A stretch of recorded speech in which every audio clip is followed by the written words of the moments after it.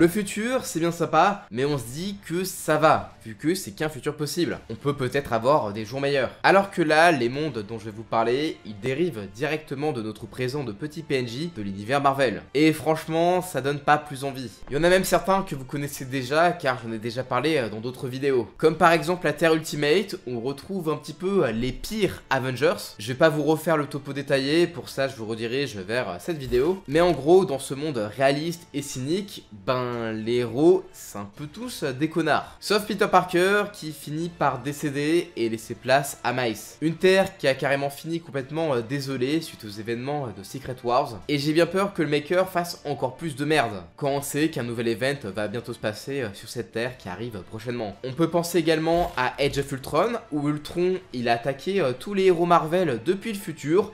Et il a gagné, au point que Captain America, il est effondré, on n'a plus de Thor et de Hulk, et le reste de la race humaine est exterminé. Bon après, Captain America, il a pris un peu du poil de la bête, mais c'était tellement la merde que les Avengers se sont scindés en deux groupes. L'un va affronter Ultron dans le futur, et il va se faire défoncer, et l'autre va voyager dans le temps pour empêcher tout ça d'arriver. Un univers vraiment à des années-lumière du film, qui porte pourtant le même nom, et d'ailleurs, genre...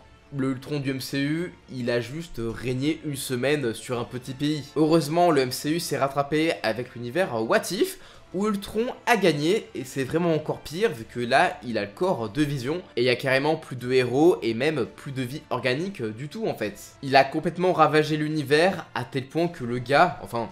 plutôt le bot, ça lui suffisait plus et il s'est attaqué au multivers. Ouais, on est très loin du week-end d'Ultron. Sinon, on peut également parler des comics Wolverine versus The Marvel Universe et Punisher versus The Marvel Universe. Alors, ça n'a rien à voir avec le Punisher qui massacre l'univers Marvel, qui en soi est un univers un petit peu badant vu que tous les super-héros, il meurt, mais c'est pas la fin du monde non plus. Non, là, on est dans un univers où un virus a touché les humains et les super-héros et ils sont devenus cannibales. Il y a bien une forme de résistance avec Wolverine, Deadpool, le Punisher et Captain America. Ils essaient de gagner du temps pour que les scientifiques de l'univers Marvel puissent créer un remède. Mais il y avait trop de héros et de vilains déjà affectés, avec notamment Hulk qui est un argument de poids. Et d'ailleurs, j'adore le moment où Wolverine fait un discours de leader en mode « Allez, on va se les faire ». Et Hulk répond juste éclatez-les et mangez-les. Et Deadpool dit ouais, le prend pas mal, mais... Et Logan répond oui, je sais, son discours était meilleur. Et ils se font défoncer le cul. C'est un univers où les héros tuaient les infectés alors qu'il y avait possiblement un remède. C'était tellement le bordel, et c'était même trop pour Captain America,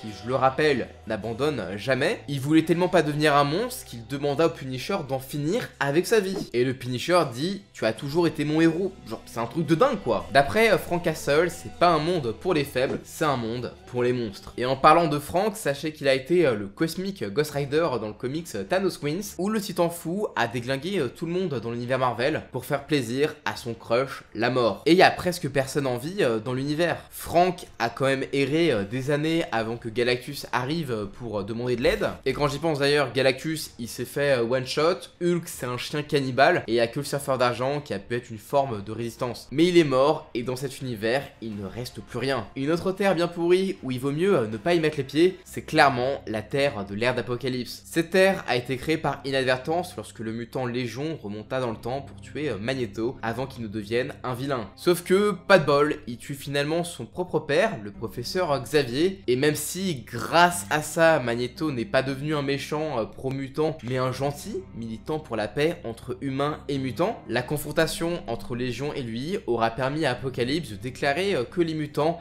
avaient assez évolué et que son ère était venue. Et ainsi, en quelques années, l'Amérique du Nord était tombée sous sa coupe avant que le reste du continent américain ne suive. Résultat, il y crée un gouvernement à l'opposé de celui de Days of Future Past, où là, seuls les mutants les plus puissants avaient des droits et des libertés, tandis que les faibles humains étaient mis dans des camps pour faire de la sélection génétique. Heureusement, grâce à l'Europe qui servait de bastion aux humains et à leurs efforts combinés combinés avec les X-Men, Apocalypse fut vaincu et le monde pouvait enfin se remettre. Enfin, jusqu'à ce que les Célestes ramènent leur cul pour juger si la Terre était assez forte pour mériter de vivre, faisant de l'Arme X, aka Logan, un genre de nouvel Apocalypse. Et là, eh ben, ça s'est quand même assez mal fini, et cette Terre ne s'en est pas sortie de son conflit avec les Célestes, au point qu'il a été scellé et est devenu une prison pour les pires créatures. Ouais, sympa comme destin. Et en parlant de destin, on va finir un petit peu sur l'ancêtre du Dark Multiverse de DC, un univers Marvel où tout ce qui pouvait arriver de pire est bel et bien arrivé. C'est l'univers de Ruins qui est un miroir déformant du comics Marvels. Déjà ici, le président des États-Unis, c'était le Professeur X, qui est un petit peu trop oppressif, au point de faire enfermer les mutants et de faire des expériences sur eux pour leur propre bien, quitte à les déformer. Alors ok,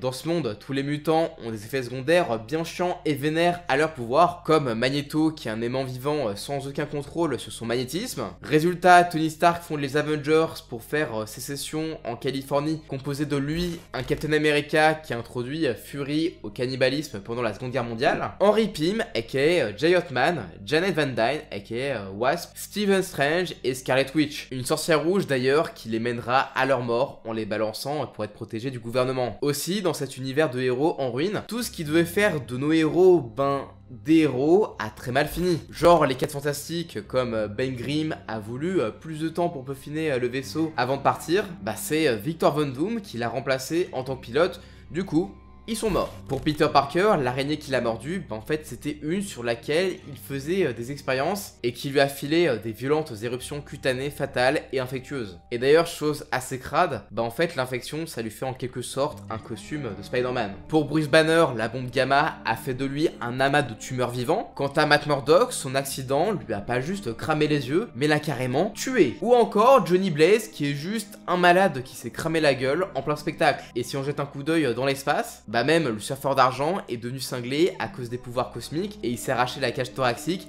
pour respirer à nouveau. Du coup, Galactus, il avait plus personne pour l'aider et il est juste mort de faim. Ouais, vraiment sympa ce monde. Après, en soi, pour les civils lambda comme nous, c'est pas si pire, hein, c'est juste ultra badant, il y a plein d'accidents, et en vrai cet univers là, il est vraiment assez horrible, il y a quasiment pas d'espoir en fait.